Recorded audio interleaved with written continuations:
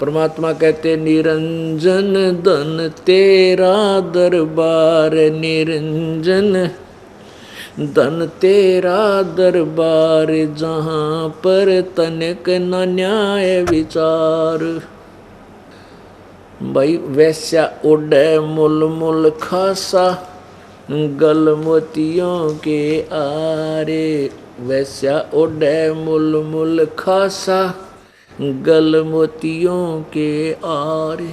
पति भरता को मिले न खादी, वो सूखा निरस आहार। निरंजन धन तेरा दरबार, निरंजन धन तेरा दरबार, जहाँ पर तनिक न न्याय विचार। भाई पाखंडी की पूजा जग में, संत को कहें लबाड़े। पाखंडी की पूजा जग में, संत को कहें लबाड़े। अज्ञानी को परम विवेकी, ज्ञानी को मूढ़ गंवार। निरंजन धन तेरा दरबार, निरंजन धन तेरा दरबार, जहाँ पर तनिक न न्याय विचार। कह कबीर सुनो भाई साधो, यहाँ सब उल्टा व्यवहार। कहें कबीर सुनो भाई साधो, यहाँ सब उल्टा व्यवहार। सच्चों को तो झूठा बताओ, इन झूठों का एतबार। निरंजन धन तेरा दरबार, निरंजन धन तेरा दरबार, जहाँ पर तनिक न न्याय विचार। कह कबीर सुनो भाई साधो, सब उल्टा व्यवहार। कहें कबीर सुनो भाई साधो, सब उल्टा व्यवहार। सच्चों को तो ये झूठा बतावें, इन झूठों का एतबार। निरंजन धन तेरा दरबार, निरंजन धन तेरा दरबार, जहाँ पर तनिक न न्याय विचार। पुण्यात्मा, इस सारे प्रसंग का जो ये दास अब प्रारंभ करने जा रहा है, यह भूमिका बनाई है कि हम कौन हैं, हम कहाँ से आए हैं, हम इस काल के इसे गंदे लोक में ऐसे भयंकर स्थान पर कैसे फंस गए।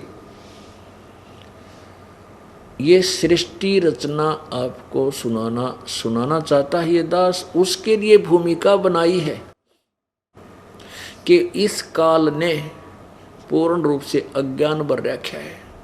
किसी को भी आध्यात्मिक ज्ञान की छींट नहीं लगने दी। अब सबको भ्रमित कर रखा है। अब ब्रह्मा विष्णु महेश आपस में लड़ते हैं। श्री शिव पुराण में लिखा है, ब्रह्मा भ्रमित हो जाता है कि मैंने सृष्टि रची है, ये काल क्या करता है। जो भी साधक वेदों आदि को पढ़ता है तो वो सोचता है अब भगवान ढूंढना है। भगवान ढूंढने का तो सीधा सा मंत्र लिखा है 40 यजुर्वेद अध्याय नंबर 40 के मंत्र नंबर 15 में। उसमें स्पष्ट लिखा है कि वायु अनिलम अमृतम भस्मांतम शरीरम, ओम कर्तु समर किलवे समर और कर्तुम समर। ओम नाम का जाप काम करते करते कर, विशेष कसक के साथ कर, मनुष्य जीवन का प्रथम कर्तव्य जान कर ओम नाम का जाप कर। बस इतनी सी बात है। पूरी रामायण यानी पूरे वेदों का ज्ञान देकर एक निष्कर्ष निकाल दिया, मेरी भक्ति जो करनी है मैं, क्योंकि 70वें अध्याय के 40वें श्लोक में 2 भगवानों का वर्णन है। एक तो पूर्ण परमात्मा पूर्ण ब्रह्म, वो तो ऊपर प्रोक्ष है, गुप्त है। और वेद ज्ञानदाता कहता मेरा ओम नाम है, मैं ब्रह्म हूँ, जो मेरी भक्ति करता मुझे प्राप्त होता, उसकी भक्ति करता उसको प्राप्त होता। ऐसे ही गीता जी अध्याय नंबर 8 के श्लोक नंबर 1 से लेकर और 10 तक 2 भगवानों का वर्णन है कि गीता ज्ञानदाता अपने विषय में कह रहा है कि मेरा 5वें श्लोक में और 7वें में कहा है कि अर्जुन तू मेरा भजन कर, मुझे ही प्राप्त होगा, और युद्ध भी कर और मेरा सिमरण कर। फिर 8वें के ही 8, 10, 8, 9, 10 3 श्लोकों में अन्य परमेश्वर की भक्ति के लिए कहा है। उसकी भक्ति करने से उसको प्राप्त होता है। उस परमेश्वर की भक्ति के लिए, अपनी भक्ति अपनी साधना के लिए तो बताया है 8वें अध्याय के 13वें श्लोक में। गीता ज्ञानदाता ब्रह्म ने श्री कृष्ण में प्रवेश करके बोल रहा है कि मेरा तो केवल एक ओम नाम है, ओम इति एक अक्षरम ब्रह्म व्यवहारन माम अनुसमरण यह प्रयाति तदन देहम सयाति परमाम गतिम।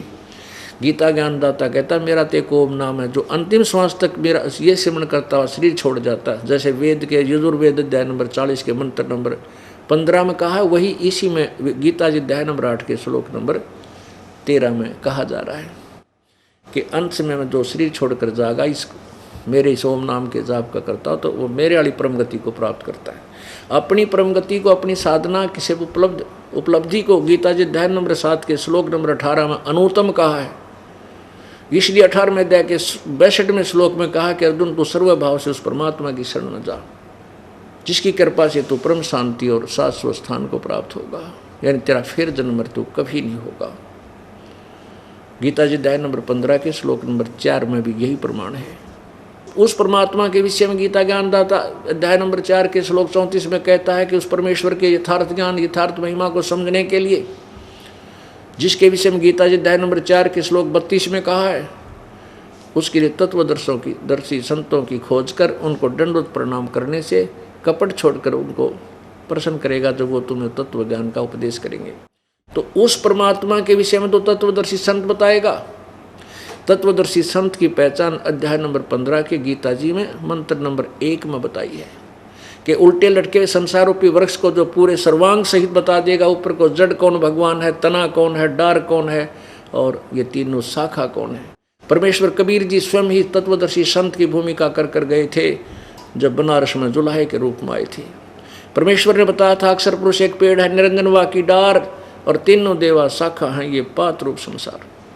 उल्टे लटके संसार रूपी वृक्ष की गीता जी अध्याय नंबर 15 के श्लोक नंबर 1 में कहा कि इस उल्टे लटके संसार रूपी वृक्ष को जो सर्वांग सहित यानी जड़ समेत बता देगा, ये देखिएगा वो वेदवित है, वो तत्वदर्शी संत है। ये देखिएगा वो कबीर परमात्मा ने ही आकर बताया था, ये एक पेड़ है, संसार रूपी उल्टा लटका हुआ वृक्ष है। परमेश्वर ने आकर बताया था कबीर जी ने कि कबीर अक्षर पुरुष एक पेड़ है, जैसे जमीन से बाहर दिखाई देता है, ये एक पेड़ है, वृक्ष है। जब प्रकट दिखाई देता है कहते अक्षर पुरुष एक पेड़ है, ये अक्षर पुरुष, ये तना समझो ये परब्रह्म है, और ये क्षर पुरुष है मोटी डार, और तीनों देवा शाखा है, ये पात रूप संसार। अक्षर पुरुष एक पेड़ है, निरंजनवा की डार, तीनों देवा शाखा है, ये पात रूप संसार। और जड़ कौन है? वो स्वयं थे इस वाणी के बोलने वाले कबीर भगवान। ये जड़ कौन है यानी मुख्य परमात्मा कौन है, जहाँ से सबको उसकी प्रवृत्ति होती है, वो कबीर भगवान है। इस पूर्ण ब्रह्म है, परम अक्षर ब्रह्म है, यहाँ से खुराक चलती है, आहार चलती है, तना में तना से, डार में डार से, तीनों शाखाओं में। फिर जो भी इनकी आराधना करे किए हुए जो यहाँ उपस्थित है, ये पात रूप संसार में इन्हीं के माध्यम से यहाँ आती है। लेकिन ये सबको शक्ति जड़ यानी पूर्ण परमात्मा से ही प्राप्त होती है। ये देखिए पवित्र गीता जी अध्याय नंबर 15 का, इसके अनुवादक हैं जय दयाल गोविंद का। ये देखिएगा, ये जय दयाल गोविंद का इसके अनुवादक हैं। 15वें में तत्वदर्शी संत की पहचान बताई है प्रथम ही मंत्र में। ये देखिएगा अथ पंचदशोध्याय प्रथम ही मंत्र है, ऊर्ध्व मूलम अधः शाखम अश्वत्थम प्राहु अवम संदासी यस्य प्रणानी ये तम वेद से वेदवित। ऊर्ध्व मूलम अधः शाखम, ऊपर को जड़ वाला, नीचे को शाखा वाला। इन्होंने इसका अनुवाद थोड़ा सा गलत किया है। ऊर्ध्व मूलो माने आदि पुरुष परमेश्वर मूल वाले, इसको हम कुछ ठीक मान लेंगे, क्योंकि ऊर्ध्व मूलम का अर्थ ऊपर को जड़ रूपी आदि पुरुष परमेश्वर वाले ये होना चाहिए। अधः शाखम ब्रह्मा रूप मुख्य शाखा वाले नहीं, ये अनुवाद। अधः माने नीचे होता, इन्हीं का अनुवाद देखिएगा। ये 2 नंबर मंत्र में, ये 2 नंबर में इन्होंने यहाँ अधः माने नीचे, अधः माने नीचे सीधा, और ऊर्ध्व माने ऊपर, ऊर्ध्व माने ऊपर, अधः माने नीचे, अधः माने नीचे, इस अधः। तो यहाँ हम अधः हम भी खुद कर लेंगे अनुवाद अब इसका। अधः माने नीचे को, शाखम शाखा वाला, आदि ऊर्ध्व मूलम ऊपर को, आदि पुरुष परमेश्वर रूप मूल वाले, अधः नीचे तीनों गुण रूपी शाखा वाले, अधः शाखम नीचे को शाखा वाला। इस संसार रूपी वृक्ष को पीपल अविनाशी वृक्ष को अविनाशी कहते हैं। छंदासी माने इसके विभाग लिखना था, इसके विभाग सहित, विभाग जिसके पत्ते आदि कहे हैं। और उस संसार रूप वृक्ष को जो संत, जो पुरुष मूल सहित जानता है, जड़ से लेकर पत्तों तक जानता है, तत्व से जानता है, स वेदवित, वह वेद के तात्पर्य को जानने वाला, अर्थात वो तत्वदर्शी संत है। हिंदी पर इसकी संस्कृत पढ़िए। ऊर्ध्व मूलम अधः शाखम अश्वत्थम प्राहु अव्यम छंदासी यस्य प्रणानी ये तम वेद स वेदवित। ऊपर को आदि पुरुष परमेश्वर मूल वाले, यानी ऊपर न जड़ तो पूर्ण परमात्मा, और नीचे को शाखा वाला। ये अविनाशी पीपल का वृक्ष कहा है, संसार रूपी वृक्ष कहा है। और छंदासी यस्य प्रणानी, जिसके, यस्य माने जिसके, छंद यानी विभाग पत्ते आदि हैं, वो तम माने उनको, ये माने जो साधक, जो संत, तम माने उनको जो अज्ञान अंधकार में अभी तक छपे हुए हैं, उनको वेद माने जानता है। वेद माने ज्ञान होता है जिसको, उसका ज्ञान है। स वेदवित, वह वेद के तात्पर्य को जानने वाला है, वो तत्वदर्शी संत है। ये देखिएगा, संसार रूपी वृक्ष को आदि पुरुष परमेश्वर मूल वाले और अधः माने नीचे को शाखा वाले पढ़ो, इन गलत किया है यहाँ पर। संसार रूपी पीपल के वृक्ष को अविनाशी कहते हैं। वेद छंदासी माने जिसके पत्ते आदि, जिसके टुकड़े हैं, और उनको विभागों सहित, विभाग हैं उस संसार रूपी वृक्ष को जो संत मूल सहित, जड़ से लेकर टहनियों पत्तों तक जानता है। ये माने जो मूल सहित जानता है, वेद माने जानता, तत्व से जानता है। स वेदवित, वह वेद के तात्पर्य जानने वाला है, वो तत्वदर्शी संत है। तो तत्वदर्शी संत कौन था? कबीर परमात्मा ही थे, वह स्वयं आकर उन्होंने बताया। तो यहाँ गीता ज्ञान दाता कह रहा कि यदि उस परमेश्वर की साधना करनी है, जहाँ जाने के बाद 15वें अध्याय के 4थे श्लोक में तत्वदर्शी संत की प्राप्ति के बाद उस परम पद परमेश्वर की खोज करनी चाहिए, जहाँ जाने के बाद प्राणी फिर लौटकर साधक संसार में नहीं आते, अर्थात पूर्ण मोक्ष प्राप्त करते, और जिससे पूरे संसार रूपी वृक्ष की प्रवृत्ति विस्तार को प्राप्त हुई, अर्थात जिसने सारे ब्रह्मांडों की रचना की है, और मैं भी उसी की शरण में हूँ। उस परमात्मा की भक्ति करने के लिए तत्वदर्शी संतों की खोज कर वो फिर उसकी साधना बताएंगे। उसके लिए संकेत किया है कि 17वें अध्याय के 23वें श्लोक में ओम तत्सति निर्देश है ब्रह्मण त्रिविध समर्थ है।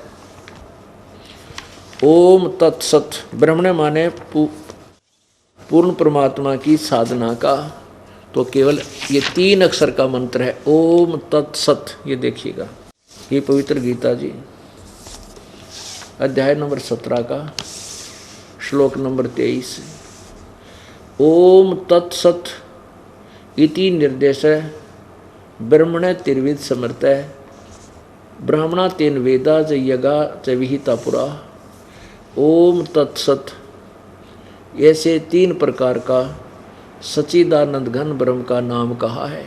इसका वास्तविक अर्थ ये है कि ओम तत्सत इति निर्देश है ब्रह्मण त्रिविध समर्थ है। ब्रह्मण माने पूर्ण परमात्मा, परम अक्षर ब्रह्म, बड़े भगवान, जो बड़ा भगवान कहलाते हैं, उसकी प्राप्ति का, उसकी साधना का ओम तत्सत, इस एक मंत्र, इस मंत्र ओम तत्सत इति, यानी यही एक ओम तत्सत, ये 3 नाम का के मंत्र का श्रवण करने का निर्देश माने आदेश है, नथिंग एल्स, निर्देश माने नथिंग एल्स, बस यही करना है। ब्रह्मण माने सच्चिदानंद घन ब्रह्म का। यानी अपने विषय में तो वो कह रहा 8वें अध्याय के 13वें श्लोक में मेरा तो एक ओम नाम है, और इसके आखिरी सांस तक शरीर छोड़ने तक जो समन करता हुआ प्राण त्याग जाता है तो मेरे वाली गति को प्राप्त होता है। अब देखिएगा, अब पुण्यात्माओं इस पवित्र सदग्रंथों को आपको ऐसा रटा दूंगा जैसे पहली का कैदा होया कर आपको इसे लगेंगे, क्योंकि ये तो ज्ञान है। जैसे हमने रामायण गोट रखी है, रामायण की कथा हमारे याद से बालक बालक के याद है। महाभारत सिंपल लैंग्वेज में बता रखी, रागनी गागा के रागनी गानियाँ ने सांगियाँ ने भजनियाँ ने कति याद करा रखी है। वह संस्कृत में थी, वह भी जो हिंदी में हुआ भी एक के बाद है, जो हम सिंपल अपनी साधारण भाषा बोल रहे हैं अपने क्षेत्र की में। ऐसे ही गीता जी का जो ज्ञान है ये संस्कृत में होने से पाठ बन गया था, और सृष्टि रचना का ज्ञान न होने से सारा कुछ उल्टा कर दिया। श्री कृष्ण को सुप्रीम पावर मानकर उसके ऊपर फिट कर दिया, जबकि श्री कृष्ण तो एक ब्रह्मांड में एक विभागीय प्रभु है, स्वामी है, एक गुण का यानी रजो सतोगुण का स्वामी है। लेकिन असंख्य ब्रह्मांड का परमात्मा कौन है, उसकी उपमा भी श्री कृष्ण पर ला करके गीता जी के अर्थों का अनर्थ कर डाला। अनुत्तम का अर्थ अति उत्तम कर दिया, वर्तमान में जाना होता उसका अर्थाना कर दिया, क्योंकि इनको ज्ञान नहीं था। इन अज्ञानी अनुवाद करता अज्ञानी थे, तत्व ज्ञानहीन थे। अब देखिएगा 8वें अध्याय का 13वां श्लोक, ये 13वां, ये 12, ये 13। ओम इति एकाक्षरम ब्रह्म व्याहरण माम अनुसमरण ये प्रयाति तजंदेहम स याति परमाम गतिम। गीता ज्ञानदाता कहता है कि माम ब्रह्म मुझ ब्रह्म का केवल ओम इति, ओम ही यह एक अक्षर है।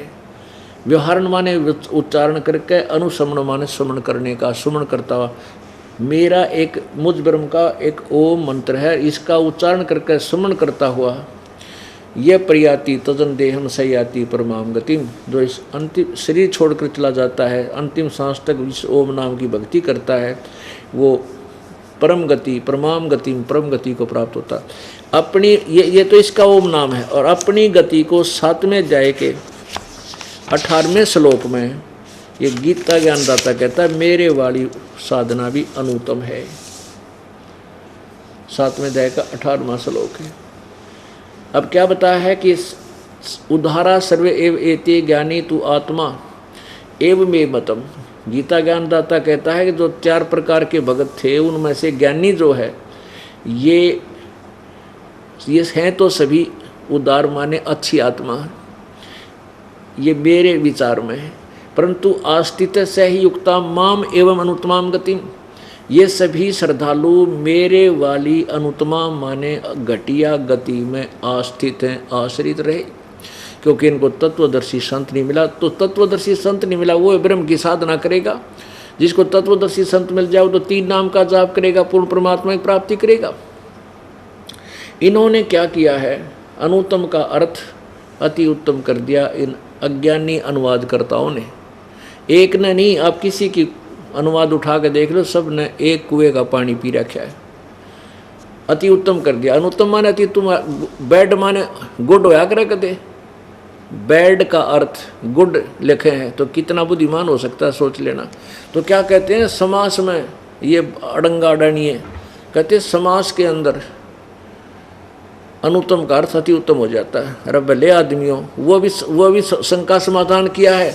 यदि हम यहाँ इसको अति उत्तम शब्द माने अनुत्तम को, और ब्रह्म कहता मेरी अति उत्तम गति है, तो 18वें अध्याय के 62वें श्लोक में वो खुद कह रहे हैं कि अर्जुन तू सर्वभाव से उस परमेश्वर की शरण में जा, उसकी कृपा से ही तू परम शांति और शाश्वत स्थान यानी सदा रहने वाले स्थान को प्राप्त होगा। अगर उन्हीं की सर्वोत्तम मानी जा तो दूसरी अन्य कोई श्रेष्ठ होनी ना चाहिए। वो खुद कह रहा है कि मेरे से और उत्तम कोई भगवान है।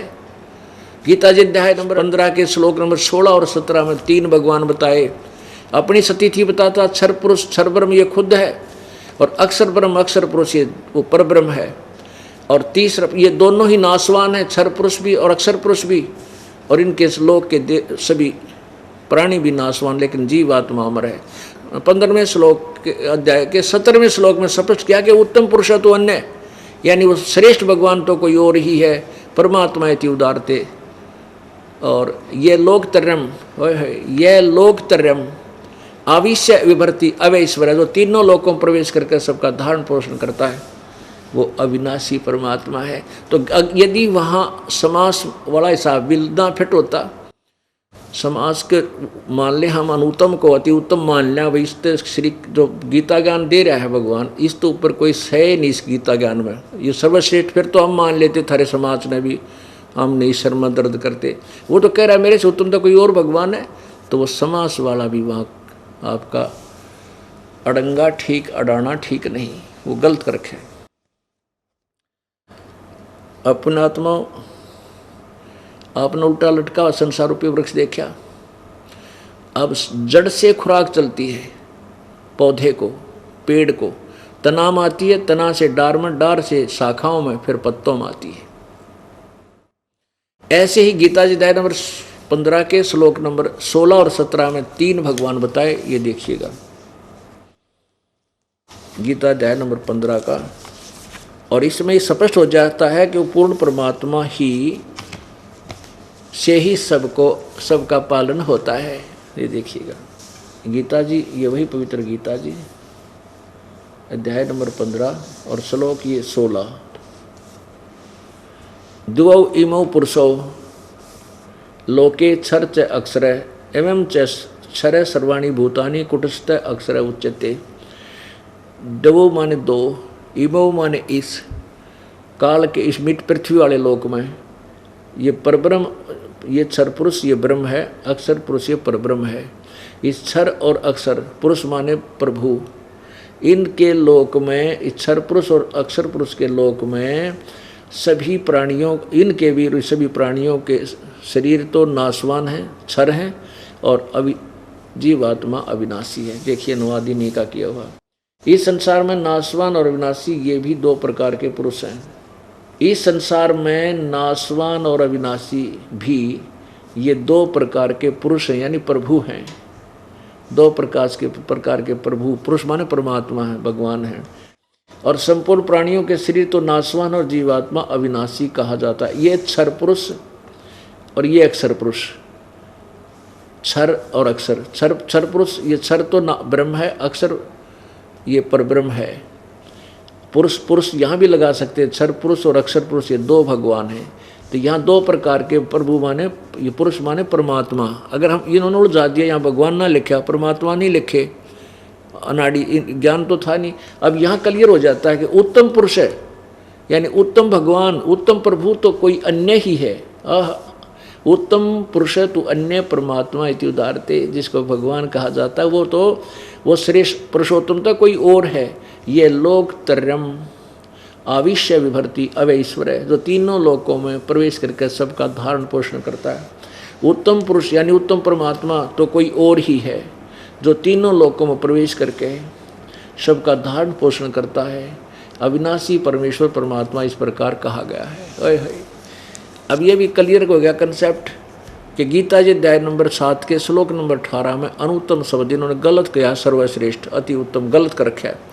ये कहता है कि मेरी साधना करने वाले की जन्म मृत्यु होती है, पूर्ण मोक्ष नहीं होता। इसलिए वो बिना तत्वदर्शी संत जिनको नहीं मिलता, वो साधना तो करते हैं, नेक आत्मा भी हैं, लेकिन वो मेरे ब्रह्म तो ऊपर उनकी बुद्धि जाती ना, इसलिए वो मेरे वाली अति घटिया व्यर्थ साधना में लीन रहते हैं। अब पुण्यात्माओं, अब ये है वो तत्व ज्ञान। परमेश्वर कहते हैं, और कबीर जी कहते हैं, और ज्ञान सब ज्ञानड़ी, कबीर ज्ञान सो ज्ञान, जैसे गोला तोब का अब करता चले मैदान। अब ये तोब का गोला है कबीर परमात्मा का ज्ञान, सब वेद सदग्रंथ ऐसे खुल जाएंगे, और ये अज्ञानी लोगों बनाए बैठे अकेले दुनिया ने, ये नकली संत ये दुनिया को गुमराह करके इनके जीवन को बर्बाद करें, ये सब अब साफ हो जाएंगे कुछ दिनों में।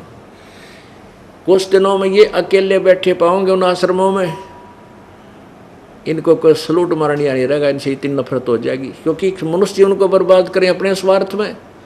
और इस दास ने 10-15 वर्ष हो गए ये जीव घिसाई करते हैं ना, ये आगे नहीं आने दे रहे, अपने अज्ञान को अड़े बैठे हैं। अब धोखा दे दूंगा इनको सबको, ये बोए नहीं जामेंगे, ऐसा कर दूंगा। नकली संतों रे महर्षियों ये बड़े फिरे थे, दुनिया ने गुमराह कर रहे थे, प्रभु पाक रहे थे। पुण्यात्मा, इनसे बड़ा शत्रु आपका कोई नहीं, जो मनुष्य जीवन को बर्बाद करे और गंदा ज्ञान प्रवेश करके और काल के मुंह में डाल रहा है। तो या तो ये सीधे हो लेंगे, सरेंडर कर देंगे, और ना इस पलायन कर जाओगे, यहाँ से भाग जाएंगे, सामना नहीं कर पाओगे जनता का। और ये कहेंगे, जनता पूछा करेगी इनसे, तुमने क्या मिल गया अज्ञानियों, इतने दिन के मैं ऋषि पाके पढ़े थे, ये किताब नहीं पढ़ सके, तुम क्या के टीचर थे। सारा दिन राग द्वेष ईर्षा और माया जोड़ने के चक्कर में, बड़े बड़े आश्रम बनाने के चक्कर में, कार कोठिया में घूमने के चक्कर में, और हमें भी बर्बाद करके आप भी नष्ट हो गए। तुम जो इनमें से बुद्धिमान होंगे ये संत तुरंत पकड़ आ जाएंगे और शरण ग्रहण कर लेंगे, सरेंडर कर देंगे, परमात्मा पा लेंगे। यहाँ कोई बड़ा छोटा नहीं है। दास अभिमान नहीं करता कि मैंने ये ज्ञान दे दिया, नहीं, ये दास का ज्ञान नहीं, परमात्मा का ज्ञान है। दास तो पढ़कर सुना रहा है कि ये लिखा था अपने पुस्तकों में, जो ये हमारे गुरु हमारे टीचर नहीं समझा सके, ये ज्ञानी थे। ये हमारा बट्ठा बैठा गए विद्यार्थियों का, यानी श्रोताओं का, सबको भूत बनवा दिया, फिर उनके सरहद निकलवाओ, फिर उनको ये पितर बन गए, अब इनके पिंड भरवाओ, अब वो खाड़े में पाँव और दबा दिया। अब पुण्यात्माओं, ये दास क्या बताना चाहता था कि परमेश्वर कबीर जी ने आके इस काल के जाल को सिंपल लैंग्वेज में, बिल्कुल साधारण सी भाषा में समझाया, अपनी प्यारी आत्मा को मिला करके। अब देखो, अब ये बिचली पीढ़ी होगी, बिचली पीढ़ी है मानव समाज की, कलयुग की, और सभी बहन बेटी भाई बुजुर्ग सब अक्षर ज्ञान युक्त हो गए, शिक्षित हैं, और सदग्रंथ अपने पास है। आज से 600 वर्ष पहले कबीर परमेश्वर इन्हीं सदग्रंथों का ज्ञान बताया करते थे। वो क्या बताया करते थे, वो जैसे परमात्मा कबीर जी ने कहा था कि वेद मेरा भेद है, वेद मेरा भेद है, मैं वेदन में नाही, और जौन वेद से मैं मिलूं ये वेद जानते नाही। वेद मेरा भेद है, ये सभी वेद जितने भी ये ज्ञान हैं, ये चारों वेद कहते मेरा भेद है, मेरे विषय में जानकारी दे रहे हैं। लेकिन जौन वेद से, जिस वेद से मैं मिलूं वो ये वेद जानते ना, क्योंकि पवित्र गीता जी अध्याय नंबर 4 के श्लोक नंबर 34 में कह दिया गीता ज्ञान दाता ने कि मैंने जो ज्ञान बताना था मैं बता रहा हूँ, और लेकिन उस परमात्मा के विषय में जानना तो उन तत्वदर्शी संतों की खोज कर ले। इससे सिद्ध है कि गीता जी का ज्ञान कंप्लीट नहीं है। अब ओम तत्सत ये सांकेतिक मंत्र है, ओम तत्सत जाप करने का नहीं है। ओम मंत्र ब्रह्म का है, तत् मंत्र परब्रह्म का है, और सत मंत्र ये पूर्ण ब्रह्म का, परम अक्षर ब्रह्म का है। तत् और सत ये गुप्त है। ओम तत्सत ये जाप नहीं है। इसकी 3 विधि से सिमरण होता है इसका, ये 3 मंत्र का जाप बनेगा। और पहला मंत्र ओम और सत तत् ये सांकेतिक है, दास बताएगा, ये दोनों मिलकर सतनाम बनेगा। और फिर सारनाम आपको दिया जाएगा, सत जो सत है वो और जोड़ा जाएगा। फिर ये सत जो एक अक्षर है ये पार करेगा, आपको सतलोक ले जाएगा। और ओम तत्सत ये एक छुड़ावेगा, एक मिलाओगा। तो ये तीनों मंत्र का जाप से आप मोक्ष होगे, वो गीता ज्ञान दाता नहीं जानता। इसलिए इसी प्रकार यजुर्वेद अध्याय नंबर 40 के श्लोक नंबर 10 और 13 में यही कहा है कि कोई तो परमात्मा को उत्पन्न होने वाला यानी जन्म लेकर आने वाला कहता है, कोई कहता है वो निराकार है, जन्म लेता ही नहीं, वो तो आकार में नहीं आता। कहते इस ज्ञान को भी तत्वदर्शी संतों से पूछो, वो बताएंगे। तो पुण्यात्माओं, इससे सिद्ध है कि वेद ज्ञान और गीता ज्ञान इनकम्प्लीट है, लेकिन गलत नहीं कह सकते, इनको रॉन्ग नहीं है। जैसे 10वीं तक का सिलेबस 10वीं तक का ही होता है, लेकिन वो BA MA का नहीं है, यानी कंप्लीट पढ़ाई का नहीं है वो। इसी प्रकार परमात्मा ने ये पहले ज्ञान कहा था, वेद मेरा भेद है, मैं वेदों में नाही, मैं इन वेदों में नहीं, अर्थात मैं मिलो वेदन से नाही, मेरी प्राप्ति वेदों में वर्णित विधि से नहीं हो सकती। और जिस वेद से मैं मिलो, ये वेद जानते ना, जिस ज्ञान से मेरी परमात्मा की महिमा की वाणी कबीर वाणी है। इस कबीर वाणी में परमेश्वर ने आकर स्वयं ही निर्णायक ज्ञान दिया है, कंप्लीट नॉलेज दे रखा। कहते वो इन चारों वेदों में है नहीं, वो वेद जानते ना। अब देखो परमात्मा कबीर जी चारों युगों में आते हैं, अपने ज्ञान की महिमा, अपने ज्ञान को आप ही बताते हैं, और वो अपनी प्यारी आत्माओं को यानी श्रेष्ठ आत्माओं को आकर मिलते हैं, उनको अपना परिचय देते हैं, साक्षात्कार सतलोक में अपना यथार्थ रूप दिखाते हैं, ब्रह्मा विष्णु महेश की सतीथि से परिचित करा के अपने गवाह बना जाते हैं कि कबीर इज गॉड, कबीर परमात्मा है। इसी का प्रमाण वो वेद दे रहे हैं। अब देखिएगा कुछ संकेत आपको देते हैं कि वेद क्या बताते हैं उस कबीर परमात्मा के विषय में। देखिएगा ऋग्वेद मंडल नंबर 9 और सूक्त नंबर 86 और मंत्र नंबर 26-27 में। ये देखिएगा पवित्र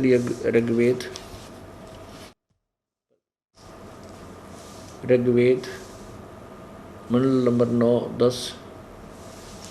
यहाँ देखिएगा ये कहाँ से प्रकाशित है। प्रकाशक है सर्वदेशी कार्य प्रतिनिधि सभा, मैरिज सिद्धांत भवन, रामलीला मैदान, नई दिल्ली। यहाँ देखिएगा अध्याय नंबर 9 और सूक्त नंबर 86 और इसके मंत्र नंबर 27 में। कितना निर्णायक ज्ञान दिया है भगवान। ऋग्वेद मंडल नंबर 9 सूक्त 86 मंत्र 26 में, यज्ञ करने वाले यजमान के लिए परमात्मा सब रास्तों को सुगम करता हुआ उनके विघ्नों को यानी आपत्तियों को मर्दन करता हुआ नष्ट करता है, और उनको पवित्र करता हुआ और अपने रूप को सरल करता हुआ। अपना जो वास्तविक रूप है परमात्मा का वो बहुत तेजों में है, उसको हल्का कर लेता है मनुष्य। अच्छा, वह कांति में परमात्मा कबीर, ये देखो यहाँ कबीरतो, हम इसको कबीरतो कहते हैं, कबीर इन्होंने इसको कबीर लिख दिया, हम इसको कबीर बोलते हैं, कबीर है। यहाँ लिख दे हुआ परमात्मा कबीर है, बस आड़ा सर्वज्ञ की जगह कबीर लिख दे। अब जैसे ये यजुर्वेद है, अब ये क्या करते हैं व्याकरण के चक्कर में अपना ये सारा ज्ञान बना देते हैं। अब देखो ये यजुर्वेद है, ये पवित्र यजुर्वेद है, ऊपर रह लगा है, इसके यहाँ 2 अपसर्ग लगा दें या ऐसे रह लगाकर नीचे हलंत लगा दें, यजुर्वेद अलग अलग करके भी हम पढ़ सकते हैं। यदि 2 अपसर्ग लगा दें तो भी ये पुस्तक यजुर्वेद ही बोली जाएगी जब जहाँ इस यजुर्वेद का ज्ञान होगा। तो ऐसे ही ये कबीर देव है, यहाँ इन्होंने लिख दिया कि वह अपने यजमान माने अपने पुजारियों का, अपने भक्तों का, के सब रास्तों को सुगम करता हुआ और उनके विघ्नों को नष्ट करता हुआ मर्दन करता है और वह पवित्र करता हुआ है। फिर देखिए ये कबीर तो ऋग्वेद मंडल नंबर 9 सूक्त 86 का मंत्र 26 है। यज्ञ करने वाले यानी साधना करने वाले के लिए परमात्मा सब रास्तों को सुगम करता हुआ उनके विघ्नों को, उनके दुख संकटों को मर्दन करता है, नाश कर देता है और उनको पवित्र करता हुआ और अपने रूप को सरल करता हुआ। तेज पुंज तंदे धर कैसवे धम को भेंटी, हल्का तेज पुंज का शरीर बनाकर आता है। वह कांतिमान परमात्मा कबीर है वो कबीर, यहाँ कबीर लिख दें हम, सर्वज्ञ। कवि कोई सर्वज्ञ वास्ते कवि, कवि कभी सर्वज्ञ नहीं हो सकता। यहाँ कबीर का अर्थ हम कबीर ही लिख दें। कबीर विद्युत के समान, यानी अति शीघ्रता, जैसे बिजली चमक्या करे 1 सेकंड में यहाँ लेती है, समान क्रीड़ा करता हुआ वर्णीयम पुरुषों को, वर्णीय माने श्रेष्ठ पुरुषों को, अच्छी आत्माओं को प्राप्त होता है, उनको आकर मिलता है। आगे देखो अब 27 में, प्रेम की वे सैकड़ों धाराएं जो नाना रूप में स्थित हो लाभ कर रही हैं, परमात्मा, ये परमात्मा को प्राप्त होती हैं। प्रकाश पुंज परमात्मा को, प्रकाश पुंज परमात्मा को बुद्धियाँ विषय करती हैं, जो परमात्मा ध्यूलोक के, जो परमात्मा ध्यूलोक यानी ऊपर तेजो में लोक के तीसरे पृष्ठ पर विराजमान है, एक देशीय है, एक स्थान पर रहता है और प्रकाश स्वरूप है, उसको बुद्धियाँ प्रकाशित करती हैं। अब जैसे ये अनाड़ी महर्षि दयानंद कह का बेरा नहीं था, महर्षि की पदवी पा रहा, कहते भगवान सर्वव्यापक है, एक देशीय नहीं है, किसी वेद में नहीं लिखा है कि भगवान एक देशीय है। अरे ये 100 जगह बता रखा है वेदों में, 36 जगह। अब इससे सिद्ध है कि वो परमात्मा अपने श्रेष्ठ भक्तों को आकर मिलता है और अपने ज्ञान का प्रचार करता है। अब देखिएगा 82 में सूक्त नंबर, ऋग्वेद मंडल नंबर 9, ऋग्वेद मंडल नंबर 9 सूक्त 82 82 में मंत्र नंबर 1 यहाँ से प्रारंभ होता है। सोम सर्व उत्पादक प्रभु, सोम माने अमर परमात्मा होना चाहिए, प्रकाश रूप स्वरूप, सद्गुणों की वृष्टि करने वाला, पापों के हरण करने वाला। देख वो मोटे दिमाग का दानव का बोला पाप अक्षमानी होते, 100 जगह लिख रखा है वेदों, पापों का नाश करने वाला, हरण करने वाला, वह राजेव, राजा के समान, राजेव राजा की तरह, लाइक ए किंग यानी मनुष्यों में श्रेष्ठ होता है वो, राजा के समान। ये देखो पृष्ठ 269 पर, ये 270 पे, राजा के समान दर्शनीय है, दर्शनीय है। वह पृथ्वी आदि लोकोंतरों के चारों ओर शब्दमान हो रहा है। वह वर्णीय पुरुषों को, श्रेष्ठ भक्तों को, वर्णीय श्रेष्ठ भक्तों को, पुरुषों को यानी दृढ़ भक्त हैं, जो दृढ़ भक्त हैं, जो दृढ़ भक्त हैं उसको पवित्र करता हुआ प्राप्त होता है, उनको मिलता है आकर के, उनको पवित्र करता हुआ, उनको, क्योंकि परमात्मा ही हमें साफ करेगा। जिस प्रकार विद्युत स्नेह वाले स्थानों पर आदि आदि, ये हमने अपना ये असली उद्देश्य देख रहा हूँ, परमात्मा श्रेष्ठ भक्तों को आकर मिलता है यहाँ पर। अब वो पहला पड़ा, अब दूसरा, हे परमात्मा उपदेश करने की इच्छा से आप, यानी तत्व ज्ञान देने के लिए आप महापुरुषों को प्राप्त होते हो, यहाँ आके उन पुण्यात्माओं को मिलते हो, यानी सच्चा ज्ञान देने के लिए। और आप अत्यंत गतिशील पदार्थ के समान, यानी अतीत कहते पहुँचूंगा क्षण एक में, एक क्षण में पहुँच लूँगा, धन भगत जन अपने के काज के समान हमारे आध्यात्मिक यज्ञ को प्राप्त होते हो। यानी और वह कबीर, ये देखो यहाँ भी इन्होंने डंगा फेर कर दिया, ये कबीर, ये ऊपर लग गया कबीर वेदस्या। अब वेदस्य का अर्थ देखो कि है यो, इन की बुद्धि देख लो, यहाँ लिखा है वेदस्य मन उपदेश करने की इच्छा से, यहाँ लिखना कबीर वेदस्य, वो कबीर परमात्मा उपदेश, कबीर परमा, यहाँ लिख देना था कबीर परमात्मा उपदेश करने की इच्छा से महापुरुषों को प्राप्त होते हैं, भाई इतना लिखना था। लेकिन इन्होंने तड़ंगा करने का मतलब था ज्ञान था कोई ना, ये कबीर है ऊपर रह लग गया इसका, ये प्रिंट में थोड़ा सा गड़बड़ रह रही है, कबीर है ये, क्योंकि इन्होंने यहाँ लगाया ये रह, यहाँ कबीर है, ये कबीर है। वो कबीर परमात्मा, हे परमात्मा यहाँ लिखना था वैसे, हे कबीर परमात्मा उपदेश करने की इच्छा से महापुरुषों को प्राप्त होते हैं, और आप अत्यंत गतिशील पदार्थ के समान हमारे आध्यात्मिक यज्ञ में प्राप्त होते हैं। आप, चलो उनका अनुवाद भी समझे तो, आप सर्वज्ञ नहीं, आप कबीर हैं, यहाँ लिख देना कबीर, कबीर हैं। शुद्ध स्वरूप है, हमारे पापों को दूर करके हे सोम आप हमको सुख दें, पाप नष्ट करके हमें सुख दो, प्रेम भाव से उत्पन्न करते हुए पवित्रता को उत्पन्न करें। अब देखो तीसरे में कमाल कर रखा है, ऋग्वेद मंडल नंबर 9 सूक्त 82 मंत्र 3 में, पवित्र यज्ञों में रक्षा से आप प्राप्त होते हैं। पवित्र यज्ञों में जहाँ शास्त्र अनुकूल साधना होती है वहाँ परमात्मा आप प्राप्त होते हैं, वहाँ पहुँचते हैं। और पृथ्वी आदि लोकांतरों में गति करते हुए घूमते, कहते गोता मारू स्वर्ग में जा बैठूं पताल, कह कबीर ढूंढता फिर वो अपने हीरे माणिक लाल। सर्वव्यापक आप, सर्वव्यापक ने बना, आप स्वयं गतिशील होकर चलकर विराजमान होते हैं। आप कैसे हैं?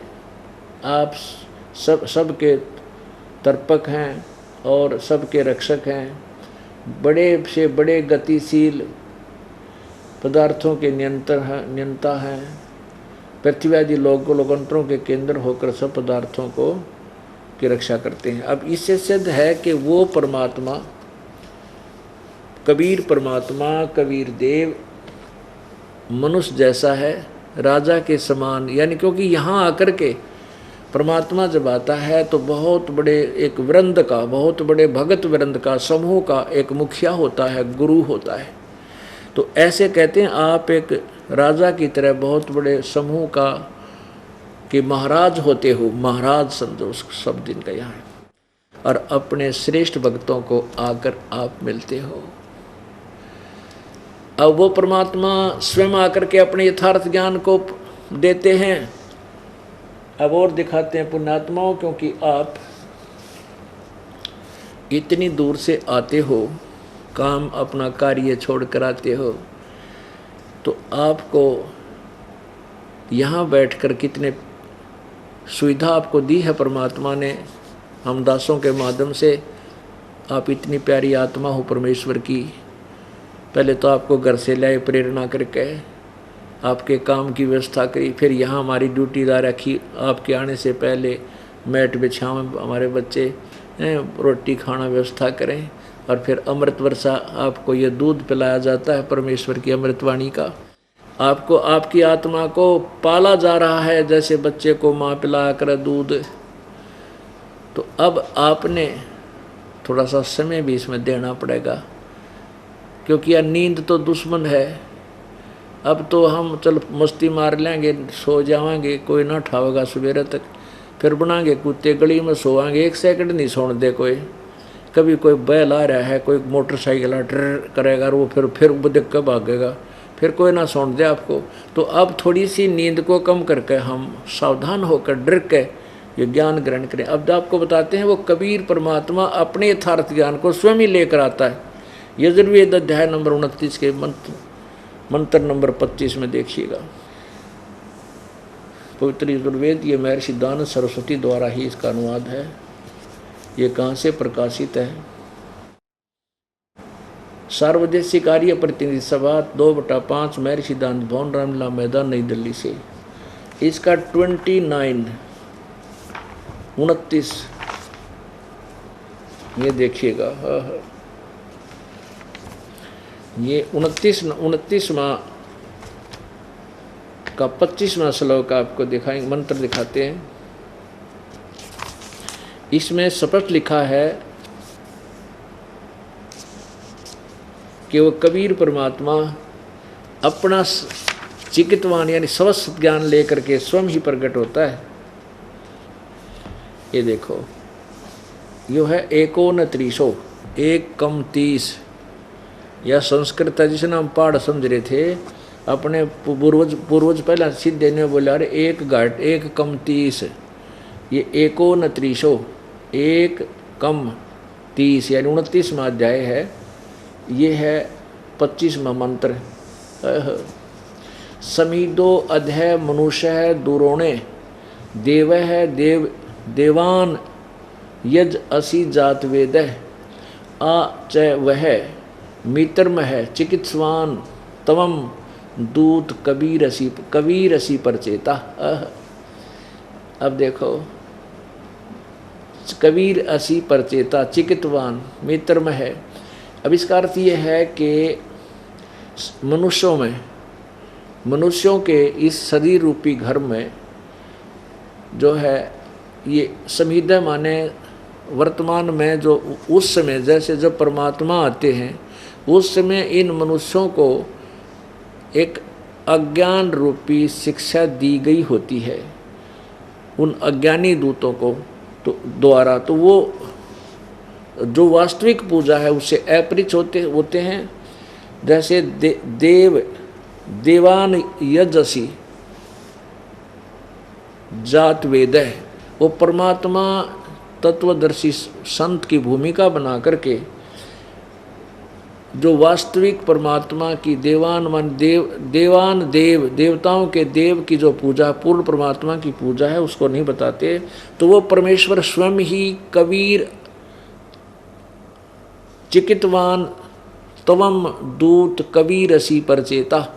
परचेता माने बोध कराने वाला, वो कबीर परमात्मा है जो अपने सच्चे ज्ञान का संदेश वाहक दूत बनकर आता है। ये देखो आज चाहे वह मित्र में है, वह हमारा असली मित्र है, महामित्र है, खास साथी है।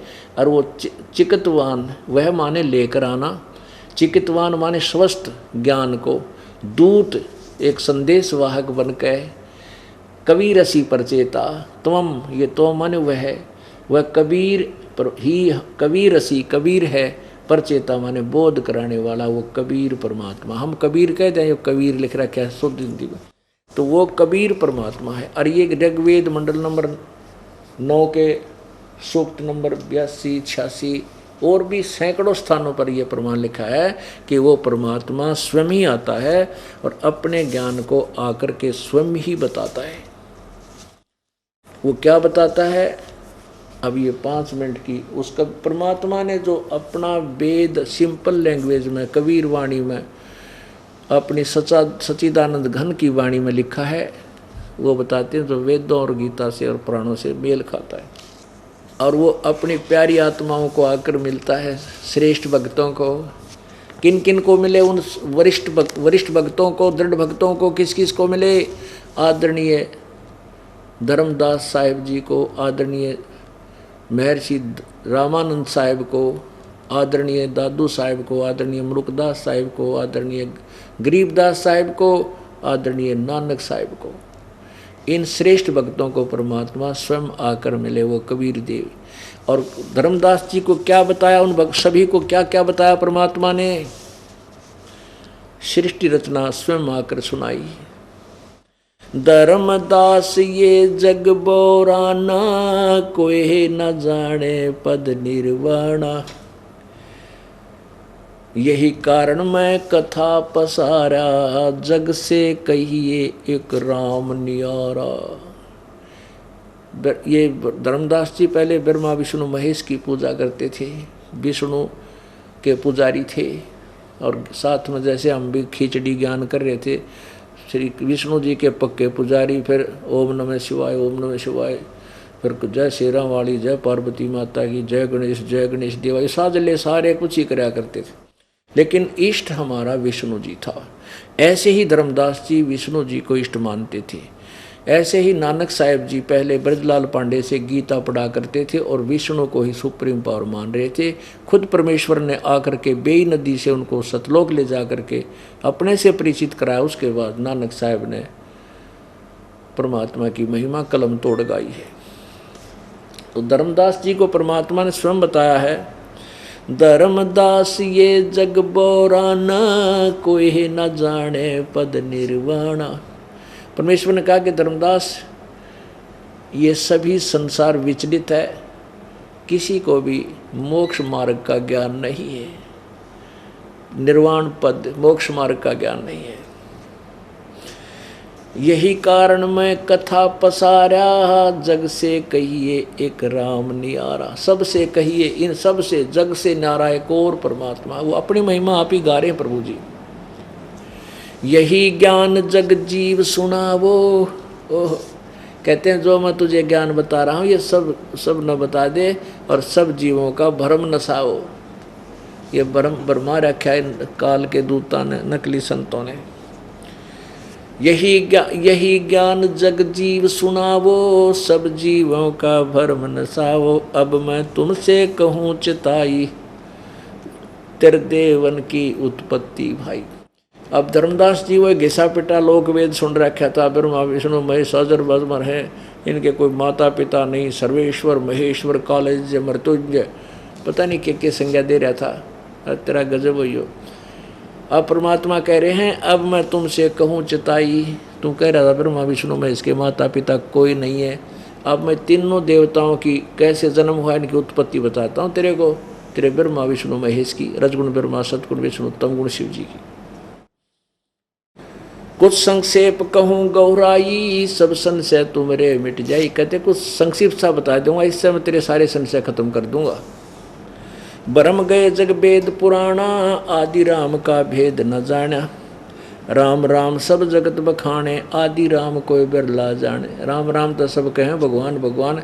वो आदि राम सबसे पहले वाला परमात्मा, सदा वाला भगवान कौन है कोई नहीं जानता, कोई बिरला जाने। अब मैं तुझे जो कथा सुनाने जा रहा हूँ इसको कहते हैं बुद्धिमान सुनेगा तो इस ज्ञान को सीने से लगाएगा। कमाल हो गया, कति कलम तोड़ रखी है ज्ञान के, सही बात बता दी। और मूर्ख सुनेगा तो उसका समझ में नहीं आने गया, झूठ बोला बकवाद करे। तो कहते हैं जो मैं कथा सुनाने जा रहा हूँ या कड़वी कुनीन है, और बुद्धिमान तो कुनीन खा लिया करे, भाई रोग इससे तो कटेगा तो खानी पड़ेगी, कड़वी दवाई है।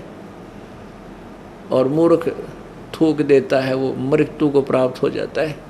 जो इस सच्चे तत्व ज्ञान रूपी कड़वी कुनीन को जो नहीं स्वीकार करेगा वो काल के मुंह में चला जाएगा।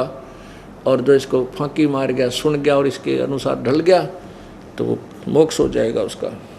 ज्ञानी सुने सो हृदय लगाई, मूर्ख सुने तो गम न पाई।